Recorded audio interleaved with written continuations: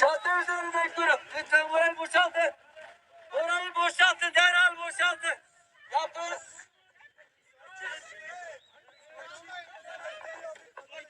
Çatı üzerinde duruma seslenin lütfen. Tamam. Gel buraya. Lütfen. Geç buraya. Duruma sesleniyorum. Yapın şanlar böyle.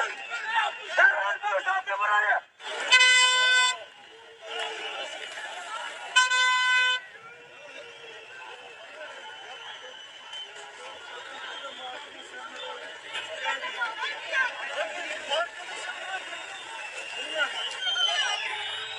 Kapat bunları.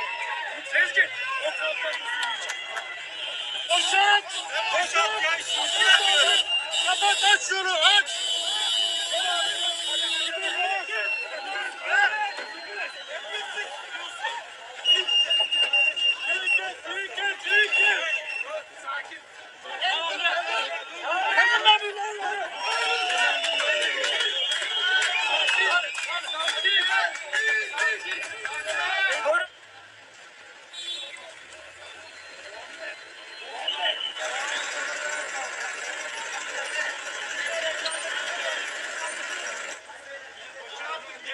Evet, hadi burayı boşaltalım. Hadi boşaltalım.